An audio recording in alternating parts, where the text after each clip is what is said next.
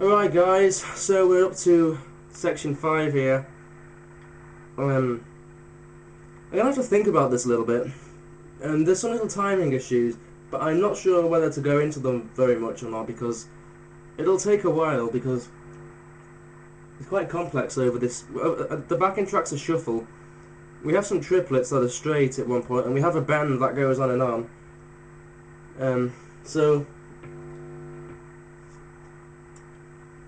And we have notes that start on like 3.5 beats into the bar or something like that, and it's a shuffle. So there's little bits like that going on. Anyway, on the last video we got to the end of the second time where we did those double stops again. The next part will go,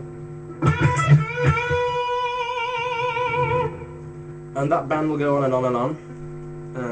I'll talk about timing in a minute. Okay, the first lick, probably the most famous lick that everyone knows in rock or blues guitar, this sort of lick. The sort of Chuck Berry sort of thing. But anyway, we're going to bend the 14th fret of the G string up a full tone. And then we have our first finger barred over the 12th fret of the B and the high E, and then we play the 12th fret of the B and the high E. So we just play that once, so, and then we go, which is, we're going to bend the 10th fret of the B string up. Use my third finger for this, I do. We bend up twice, a full tone on the 10th fret. Now this note does go on for a while. Notice there are two bends, but from the first time we play that note, that will be on the one beat. So you can sort of count 1 and 2 and 3 and 4 and 5 and 6 and 7 and 8, and on the 8 and there's a lick that goes. But you might have to look at the backing track that I'm sorry, the cover thing that I made for that, or Gary Moore's version, whatever, it doesn't matter. And sort of maybe slow it down to look at timing for it. I can just go over the notes mainly here, because these videos are going to be pretty long. But from that first note, there will be 8 and on the 8 and we go, which is the next lick, which is we bend up and down on the 10th fret of the B string, then pull off to the 8th fret. And then we go twice, play twice on the 9th fret of the G string, bit of vibrato. And then we will go, which is 7 on the G, 9, 7 on the D. So, and then we'll slide in the 6th fret on the D, play the 5th note on the B.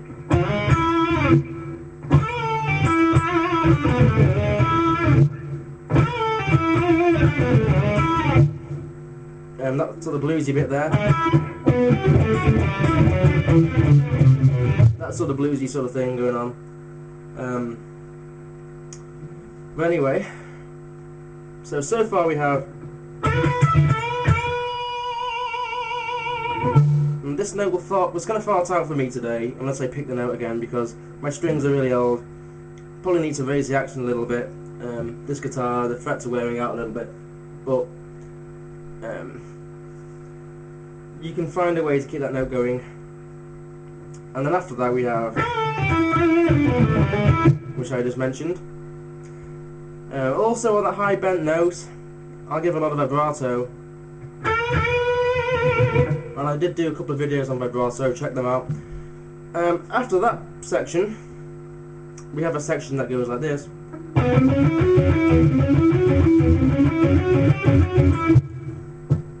It's all downstrokes, it's pretty fast. That wasn't quite as fast as it is actually. But the first note starts on, I think it's like 3.5 in the bar, if it wasn't a shuffle. but it's kind of hard. You have to sort of listen to it and really get the groove going. I think groove and timing is something you really just have to listen to mainly. And it's hard to teach it, really. You can, but it'll take me a long time to properly, you know, it's a bit awkward, shall we say. So I'll teach you the notes. So this section, whoops.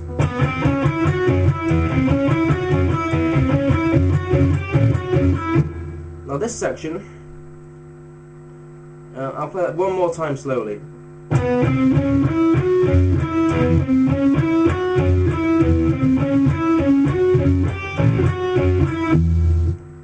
And because people might want to just learn it from that, it's fine. But we have 9, 10, 11 on the D string. I kind of mute these notes a little bit sometimes. So 9, 10, 11. And then we go 9, 11 on the G. And on that 11th fret on the G string, we bar our finger so we can play after that the 11th fret on the D again. So roll our finger. And after that 11th fret on the D, we go back to the 9th on the G string. So,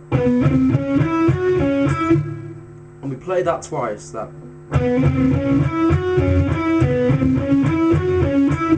And it just, all the notes are the same length, okay?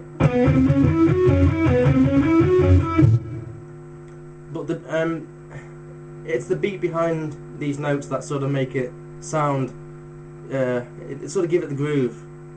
It's like if you play a 5/4 or a 5-note lick over you play a 5/4, a 5-note lick, crotchets over a 4-beat bar, basically. The first note will change for every bar, that sort of thing. So it sort of gives the groove. So we've played that twice. Then the last time we're going to go 9, 10, 11 on the D. And then we're going to go 9 on the G, 11 on the D, and 11 on the G, 11 on the D, and then 12 on the G, 11 on the D, and then 11 on the G, 12 on the D again, and then finally 9 on the G string. So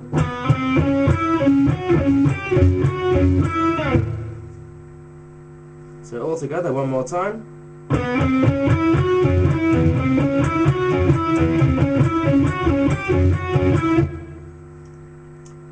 And then we have a little turnaround. Probably make this the last thing I'll do in this video, which goes, and the turnaround goes okay. And we're in the B section for this. So the first lick is the typical rock and roll lick, you know, we're going to bend a full tone on the 9th fret of the G string and play 7/7 on the B and the IE string. And then we're going to bend up a full tone on the 10th fret of the B string.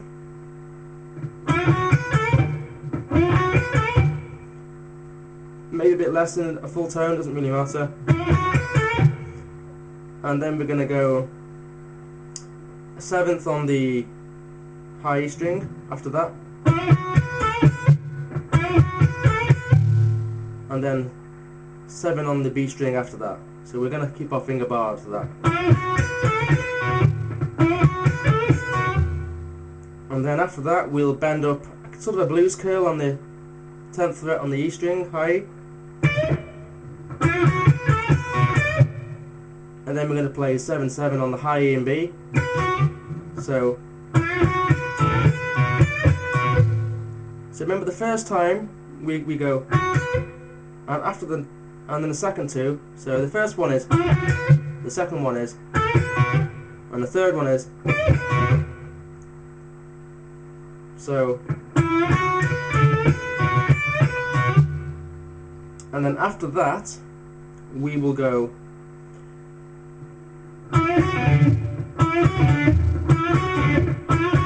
okay, just once. which is we're going to bend a full turn on the 9th fret of the G string, hit the 7th fret on the B string, keep our finger barred so we can hit the 7th fret on the G string after, bit of finger rolling, and after that we have a 9th fret on the D string and a 9th fret on the A string. Bit of a vibrato on the end. So.